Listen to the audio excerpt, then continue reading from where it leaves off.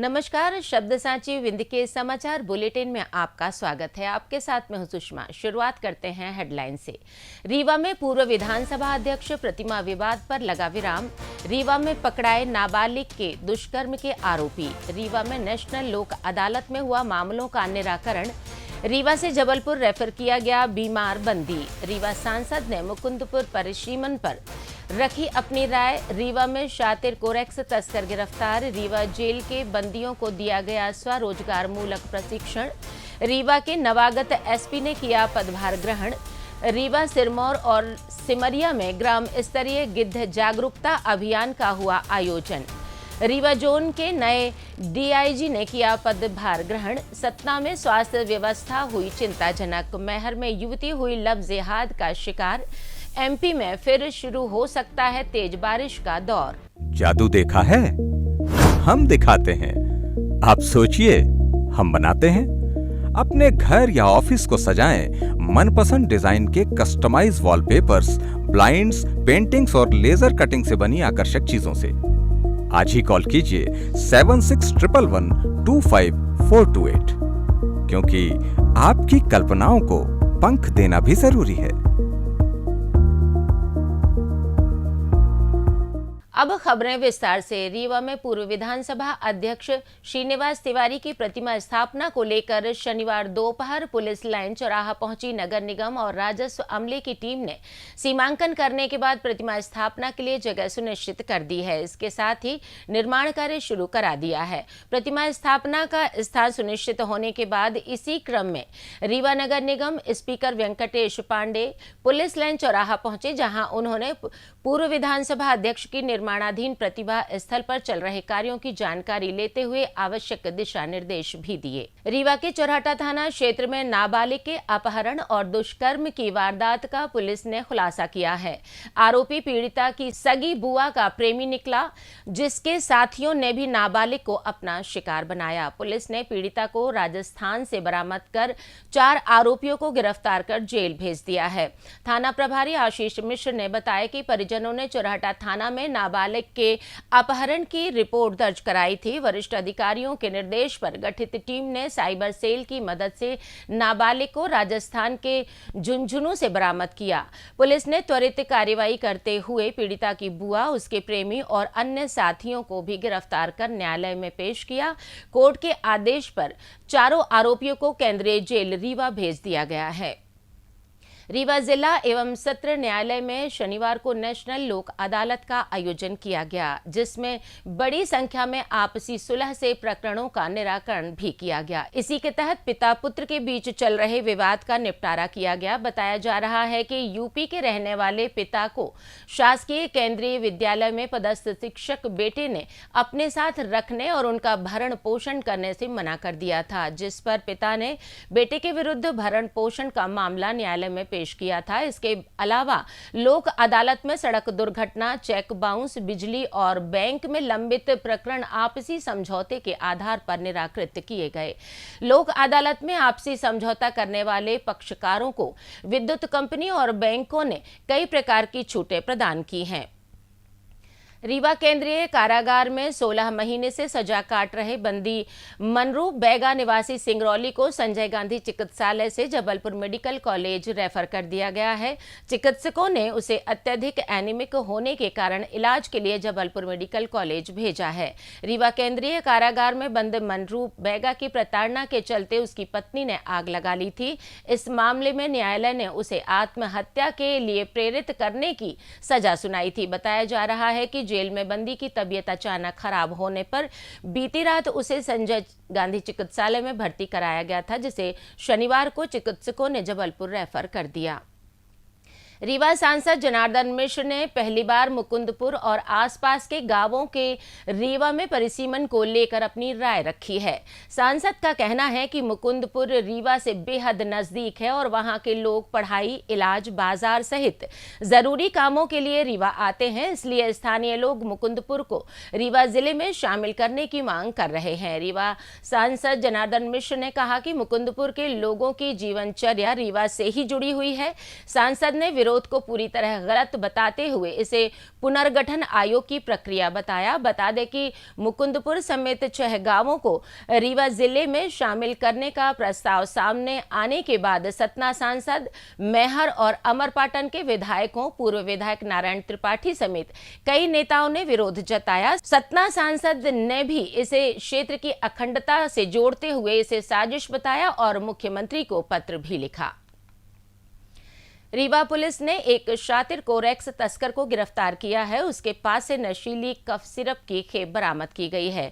आरोपी के पास से 11,000 रुपए, एक पिस्टल, 2 जिंदा कारतूस भी बरामद किए गए हैं। बताया गया है कि कब्जे से बिना नंबर की हीरो एक्सट्रीम बाइक बरामद की गई है, जिसकी कीमत 1 लाख रुपए है, जिसका नंबर MP 17ZH 5434 है। पुलिस के मुताबिक आरोपी बाइक से नशीली कफ सिरप की सप्लाई कर रहा था। मुखबिर की सूचना पर पुलिस की कार्यवाही करने पर एक संदिग्ध व्यक्ति काले रंग की बिना नंबर की बाइक से पुलिस को देखकर भागने लगा, जिसे घेराबंदी कर पकड़ा गया। पूछताछ में आरोपी ने अपना नाम शैलेंद्र गौतम उर्फ विवेक, ग्राम कौडिहाई, पोस्ट रेमारी, थाना सिमरिया बताया। यूनियन ग्रामीण स्वरोजगार प्रशिक्षण संस्थान रीवा एवं यूनियन बैंक ऑफ इंडिया के क्षेत्र प्रमुख के सहयोग से RSETI द्वारा केंद्रीय जेल रीवा में परिरुद्ध पुरुष बंदियों के लिए मोटरसाइकिल रिपेयरिंग स्वरोजगार मूलक प्रशिक्षण प्रारंभ किया गया है। मोटरसाइकिल रिपेयरिंग प्रशिक्षण में 35 पुरुष बंदियों का रजिस्ट्रेशन किया गया है। इस प्रशिक्षण से बंदी आत्मनिर्भर होंगे। जेल से रिहा होने के बाद वे स्वयं का व्यवसाय प्रारंभ कर सकेंगे। जेल अधीक्षक द्वारा यूनियन बैंक ऑफ इंडिया के सहयोग से पुरुष बंदियों को स्वरोजगार मूलक प्रशिक्षण प्रदान किए जाने के लिए RSETI निदेशक एवं प्रशिक्षक को धन्यवाद ज्ञापित किया गया। शनिवार को ग्वालियर से स्थानांतरित होकर रीवा पहुंचे नवागत पुलिस अधीक्षक शैलेंद्र सिंह चौहान ने अपना पदभार ग्रहण कर लिया। सबसे पहले वे चिरौला मंदिर पहुंचे, जहां उन्होंने बजरंगबली के दर्शन किए। उसके बाद वे पुलिस अधीक्षक कार्यालय पहुंचे, जहां अतिरिक्त पुलिस अधीक्षक ने नवागत SP का स्वागत करते हुए जिले की कमान उन्हें सौंप दी। मीडिया से रूबरू होते हुए नवागत SP ने कहा कि जिले भर में चुस्त दुरुस्त पुलिसिंग करने की बीट केवल लेबल से शुरुआत की जाएगी। चर्चा के दौरान SP शिवेंद्र सिंह चौहान ने कहा कि महिला अपराध सहित जुवेनाइल क्राइम में अंकुश लगाना भी हमारी पहली प्राथमिकता होगी। आइए जानते हैं उन्होंने मीडिया से और क्या कहा।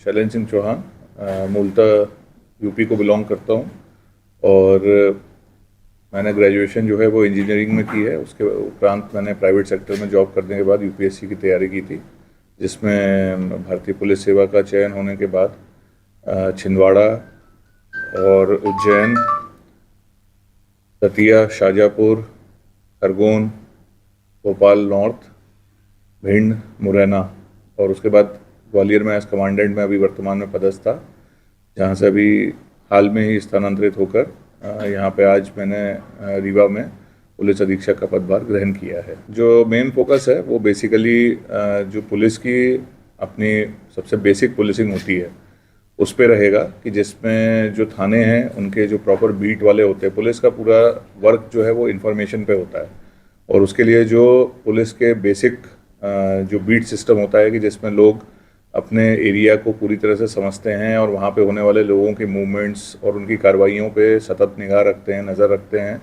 और वहाँ पे लोगों के साथ और वहाँ पे सभी से अपना एक नेटवर्क डेवलप करके उसके आधार पे वहाँ पे ये कोशिश करते हैं कि किसी प्रकार का कोई अपराध पहले तो घटित ना हो और यदि घटित होता है तो उसको तत्काल उसका पता लगाया जाकर जो भी अपराधी हैं उनको शीघ्र से शीघ्र पकड़ा जाए। 6 सितंबर को अंतर्राष्ट्रीय गिद्ध जागरूकता दिवस के अवसर पर संरक्षणकर्ता नीतीश अग्रवाल और श्रीति पांडे के नेतृत्व वाली संस्था द लास्ट वल्चर द्वारा ग्राम स्तरीय गिद्ध जागरूकता अभियानों की एक श्रृंखला आयोजित की गई। यह पहल वन विभाग के सहयोग से सिरमौर और सिमरिया के 4 गांवों चचाई, केवटी, पुरवा और बारीडीह में सफलतापूर्वक आयोजित की गई। इन सत्रों का मुख्य उद्देश्य स्थानीय निवासियों को पारिस्थितिकी तंत्र और मानव स्वास्थ्य में संतुलन बनाए रखने में गिद्धों की महत्वपूर्ण भूमिका के बारे में शिक्षित करना था। इस दौरान ग्रामीणों को मैलो के स्कैम एक सुरक्षित विकल्प का उपयोग करने और गिद्धों के देखे जाने पर नियमित रूप से निगरानी रखने और रिपोर्ट करने के लिए भी प्रोत्साहित किया गया। रीवा जोन के उप पुलिस महानिरीक्षक हेमंत सिंह चौहान ने शनिवार को पदभार ग्रहण कर लिया है। पदभार ग्रहण के उपरांत उन्होंने प्रेस वार्ता का आयोजन किया। मीडिया से चर्चा करते हुए उन्होंने बताया कि विंध्य में उनकी यह पहली पोस्टिंग है। जिले में बढ़ रहे नशे, साइबर अपराधों को रोकना उनकी पहली प्राथमिकता होगी। उन्होंने कहा कि जनता के प्रति पुलिस का विश्वास इससे बढ़ेगा और इस दिशा में काम करने की जरूरत है। अब समाज व पुलिस जब एक साथ काम करेंगे तो अपराधों की संख्या अपने आप कम होगी। कि मैं 2010 बैच का आईपीएस ऑफिसर हूँ, 2010 बैच है, और एसपीएस मेरा 1995 बैच है। और इससे पहले मैं डीआईजी एससीआरबी की प्रस्तावना थी मेरी, और मैं वहीं एआईजी था, वहीं पदोन्नत होकर डीआईजी एससीआरबी हुआ।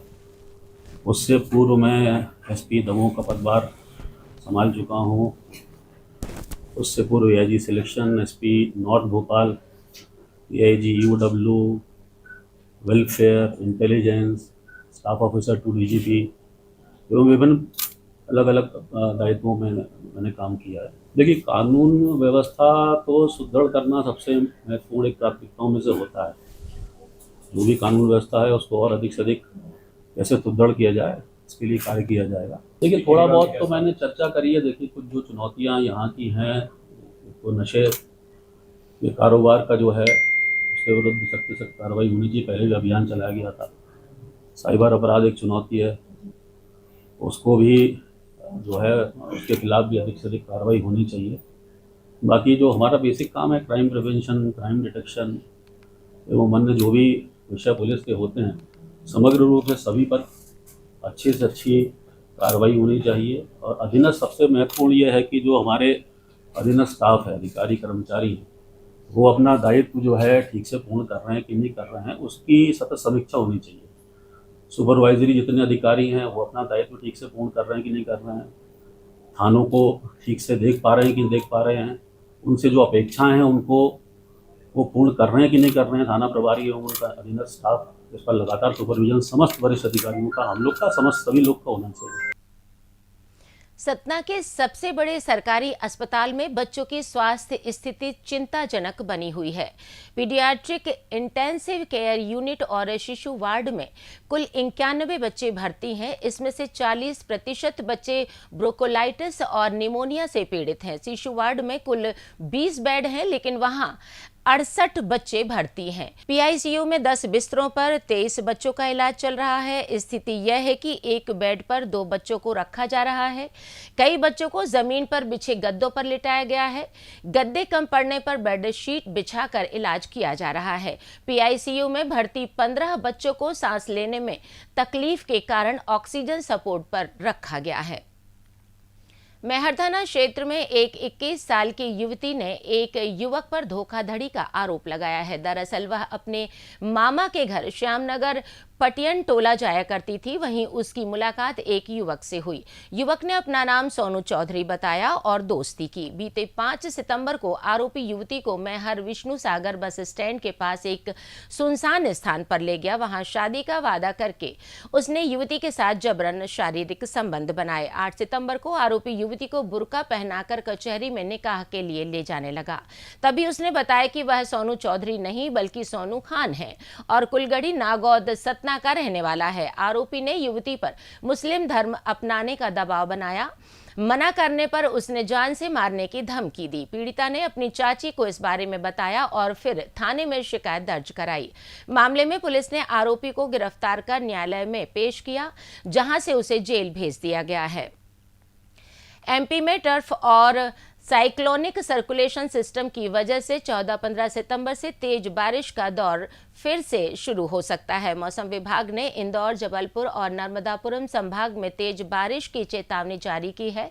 मौसम वैज्ञानिकों का कहना है कि अभी मानसून समेत 2 टर्फ का असर है, लेकिन दोनों ही प्रदेश से दूर हैं। इस वजह से कुछ जिलों में 14, 15 और 16 सितंबर को बारिश होने के आसार हैं। वहीं 11 जिलों में तेज बारिश हो सकती है। इसी के साथ ये समाचार बुलेटिन समाप्त हुआ। कल फिर मिलेंगे नई खबरों के साथ। जुड़े रहिए शब्दसाची विंध्य से, और विंध्य से जुड़ी तमाम खबरों के लिए हमारे चैनल को सब्सक्राइब जरूर कीजिए। अपने आसपास की खबरें हम तक पहुंचाने के लिए स्क्रीन पर दिए गए नंबर पर आप संपर्क भी कर सकते हैं। धन्यवाद।